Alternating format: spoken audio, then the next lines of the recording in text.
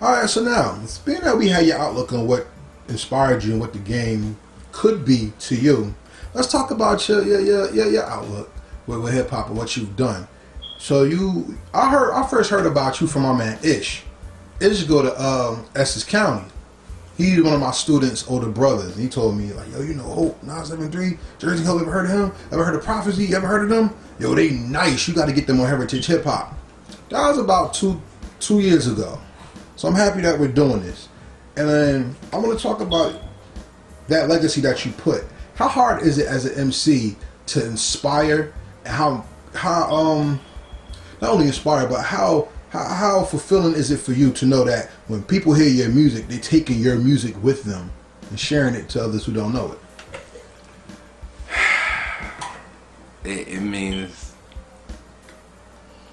everything. I mean, not even on a politically correct or on a what I should say level, but just I literally lost words right there, because it's more like it means everything, because like it's a very long, dreadful, painful, obstacle-filled path. I mean, it'd be BS if I sat here and try to sugarcoat it any other way and motivate you with a cheer rather than the truth. And that's the truth. I lost it all, not once, not twice, not 3 times, a few times.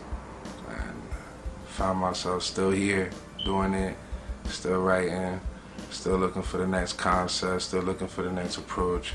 Never gave in. But it's more like when I get there, that accomplishment is gonna come more with a feeling of breaking even. Breaking even, because it's more like everything, the background, your whole background changes from the friends that were with you to the grinders that were with you. I can name producers that no longer are around me. I can name MCs that are no longer breathing that I was working with. I can name engineers that killed my work, that are fiends now, you know what I'm saying? Like it's like it's a process that if it's not something you want, I mean really want, I mean, it just ain't for you. But it's hip hop. This is the behind the scenes of it. Yeah, and I mean that's deep, because I always say, as hip hop is a young man's game, it's also a poor man's sport. That's what made hip hop so rich to me. And I was talking to somebody today. I had an argument when I was in college with a professor. He said turntables are not an instrument, and sampling is robbery, so it's not music. But just the same way, in the 1940s and 50s, no, actually the 20s and 30s, when poetry came out of the inner city, and the poets were not making money for documenting American history through their feelings, people discounted them as not being artists. As an artist, your joy is to be heard. But as an artist, what kind of joy do you get when you're understood?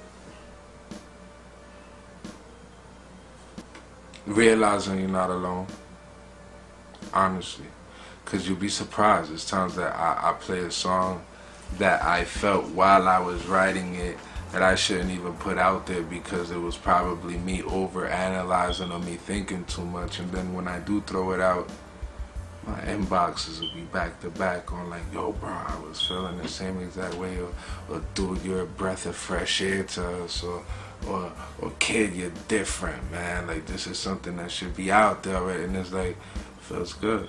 It's a great feeling. Just to feel that the relation.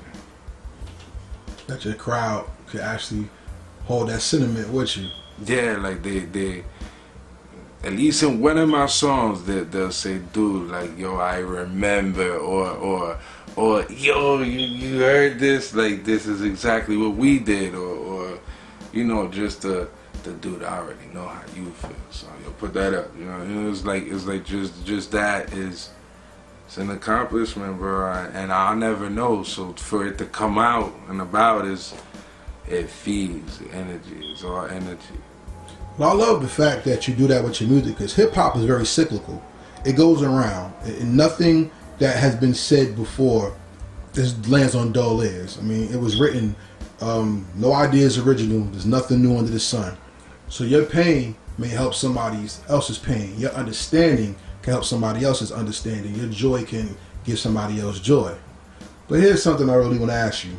On your song Drowning, you really went into your depths to expose something, and you didn't want the person or the entity you were talking to keep that feeling over you. So you confronted them. How has hip hop helped you confront the things that you hold dear within inside you and help get them out to make you a better MC? Well, that's the thing. It was a love and hate relationship with hip hop on that song, because that song was more, I don't want to say analogy form or approach, but I was speaking it in my deepest emotional relationship with hip hop. So it was like I was never talking to a female. It was me talking to hip hop, and there's parts in the song that threw everyone off with the all the money you threw on that, but that was a way of saying like all these deals you pushed off, all these people that got your voice, all these people that got your attention, all these people that filtered truth out of this shit, and you fed them these deals, or you fed them these accomplishment points, you gave them this time to even get the chance to filtrate and change a culture into a promotional tool or to a network of such sort. So yeah, it was like bitch, I hate you, but you still beautiful, you know what I'm saying? And we're gonna get you back somehow. But it's just understand that I'm frustrated with you and with how far you let that shit go. But yeah, we still here. I mean, hip hop, there's a good guy to everyone. You know, it's deep because when Nas and Scarface made the song Hip Hop, Scarface was talking about hip hop like, yo, it should drain you. And Nas was like, yo, I oriental hogs. I mean, he said he did what OJ did to the Nicole Brown, to hip hop. You can have her, she a whore. I fucked her already. Common, I used to love her. You know what I'm saying? And then that started to beef for Ice Cube, WC, and the West Side Connection. Whenever men expose their love to something, they give it a female connotation. In the Bible, Solomon talked about wisdom like a lady.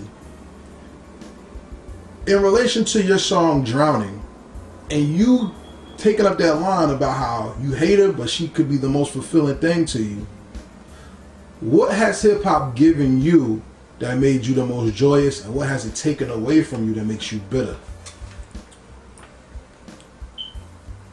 It gave me recognition to a voice. It made me narrator to my own story. But I feel like it honestly took everything in the mix. Like,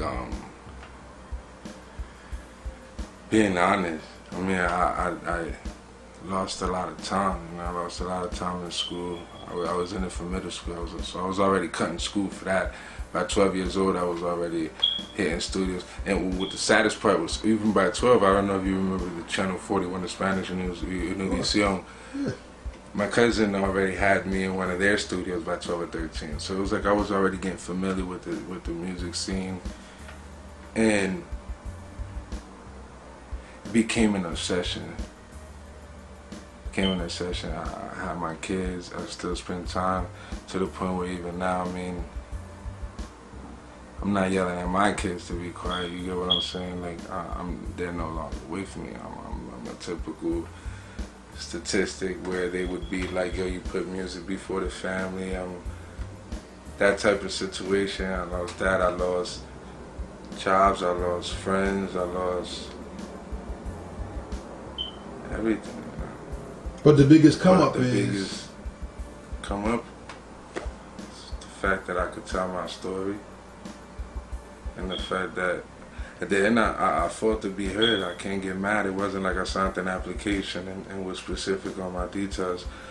This whole process was for me to be heard.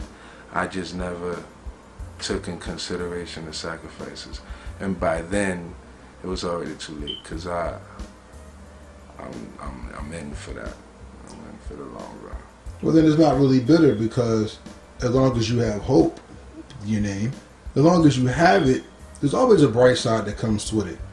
And I mean, at the end of the day, your biggest accomplishment is what you're going to give back rather than what you take. So even with your children, even with your music, you're bigger than your music. And that's what resonates within your music. You did a freestyle where it was more about you want to be heard rather than you want to be seen. So in context to that, and going back to finding your voice, I was always taught that hope is the thing, it's like faith. It's the things that you hope for that's not seen yet, but the promise of things to come. So when you do your music, you're giving a promise to people who are listening to you. What are you truly giving them that's making you draw them back in to listen to you further? What am I giving them? I mean, I hope I'm giving them inspiration, motivation. I really do. That was my plan and motive. And that's my idea when I pick up the pen, is to engage them into a more positive way of thinking, and to look at the cup half full rather than to half empty, to be able to intake the world as it comes instead of overthinking and spazzing out so fast and being so angry. I mean, I do try to remember there's always hope. You know what I'm saying? Right.